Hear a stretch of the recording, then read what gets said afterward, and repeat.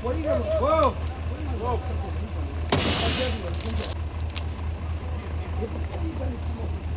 me treqe, mos i bëni mal. Do me treqe ai duke vazhdore juve. Po të mirë. Fotografia i saj. Ja,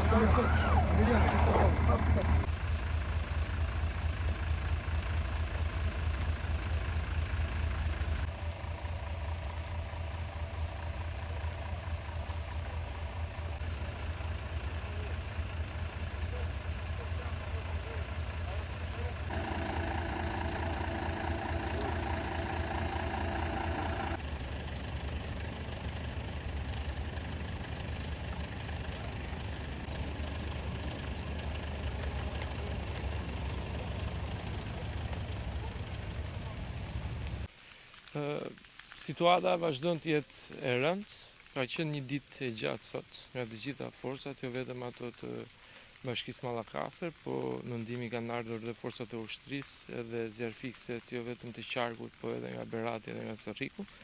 Është punuar gjatë gjithë ditës në terren, së bashku i ka ardhur për përforcime edhe avioni i cili ka bërë pjesën e vet, por situata vazhdon të jetë e rëndë. Kemi vatra të reja të cilët përhapen, si e shikoni edhe aktualisht këtu, që kemi kaluar pjesën e rrezikut nga fshati i Ribanit dhe kemi mundur të shmangim të gjithë pjesën e banuar, por vazhdon të mbetet e masivi pyjor i Ngraçanit rreziku ende i zjarrit. Po vjen mbrëmja dhe nata gjithmonë që e vështirë. Çfarë masash janë marrë? Si që është e vështirë për të ndërhyrë, gjithashtu ka dhe një lehtësi sepse intensiteti i zjarrit gjatë natës bie, duke qenë se pushon edhe era dhe nuk e favorizon për hapjen e pikat e tjera. Ne do të vazhdojmë të jemi gjatë gjithë natës në terren, si ditën e djeshme, qoftë edhe për të monitoruar për hapjen e zjarrit, po gjithashtu edhe pranë qendrave të banuara. I bëj thirrje të gjithë qytetarëve që të kenë kujdes dhe të jenë vigjilent, qoftë për pronën, qoftë për jetën e tyre dhe të dëgjojnë të gjitha autoritetet sipas udhëzimeve që i jepin në kushtet kur do të ketë nevojë për evakuime të mundshme. Është dita e tretë po mbyllet, po hym në ditën e katërt. A keni një thirrje për pushtetin qendror, ndonjë ndihmës që duhet të bëjnë ata akoma më shumë për t'ju ardhur në ndihmë juve nga ajri? Nuk është vetëm pikë e zjarrit që është në Shqipëri, e dim që ky është një sezon i ngarkuar nga të gjithë, por kanë qenë të gjithë në dispozicion të Bashkisë Mallakasës dhe të prefekturës të forcave të emergjencës lokale dhe ato kombëtare, ushtria dhe forcat nga ajri nuk kanë munguar, por organizohen për ditën e nesme që të shohim dhe inshallah besojmë që do të realizojmë dhe shorjen përfundimtare të zjarrit. A përban rrezik për banesat? Deri tani është shmangur rreziku për banesat dhe është vetëm në masivin pyjor, kështu që shpresojmë që ta mbajmë në kontroll dhe ditën e nesme. Faleminderit. Faleminderit.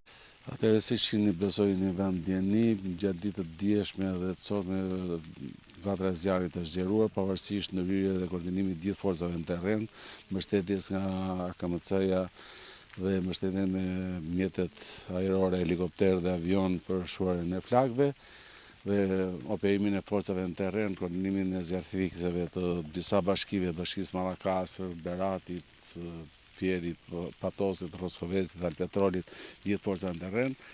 Ka qenë e pamundur për disa faktore para për shkak të terrenit shumë vështirë që është zona ku janë vatrat e zjarrit, është një terren kontejner shumë i vështirë për ndërhyrë me mjetet toksore. Gjithashtu era e fortë ka bërë të pamundur pranimin ose izolimin e flakëve. Faktor tjetër që ka favorizuar temperaturat e larta po ashtu dhe është një situatë edhe me bimësi e cila favorizon përhapjen e flakëve, është bimësi pish e cila nuk frenon, por favorizon hapjen e flakëve. Sot kanë operuar diku te 110 forca në terren, nga cilat 35 kanë qenë forca zjarrfikse siç e përmendëm më parë, kanë qenë edhe 45 forca ndërmarrjeve të emergjencave civile ndërmarrje shërbime të Bashkisë Mallakasër, 45 efektiv të ushtrisë që djerasin të falenderoj dhe për ndihmën e konsiderueshme që ka dhënë, po pavarësisht këtyre, për shkak të erave, sidomos në periudhën tani mbasdite dhe afër darkës, kemi një prapje të zjarrit masivin pyjor të Ngraçanit dhe pak në pjesën e Lofkëndrënies në krahun tjetër nga pozicioni që ndodhen. Forca në terren për momentin do pezullojnë veprimtarin e tyre, thjesht do të kalojnë në monitorim. Kemi pasur ndihmën edhe policisë shtetit për të pasur gjithmonë gatishmëri në raste nevojitësh evakuimi i banorëve në zona të caktuara siç ka qenë zona e Rripanit.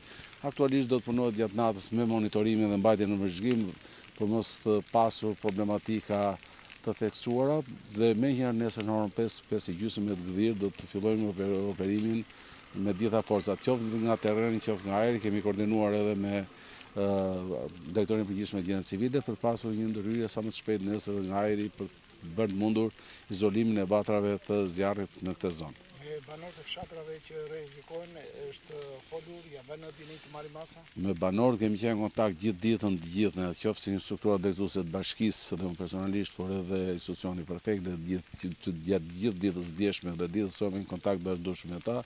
Jo thjesht janë në dispozicion, por janë bërë të qartë dhe krijuar edhe mundësitë për të pasur nevojë, nëse do të kenë nevojë për sistemim të sistemeve të tjera. Aktualisht nuk paraqitet një nevojë e tillë, kemi gjetur mirëkumplim të plot me banorët për çdo situatë. Nuk besoj që do të kemi problematika lidhur me banesat dhe me banorët. Shpresoj që mos të ketë dhe nuk besoj që do të ketë.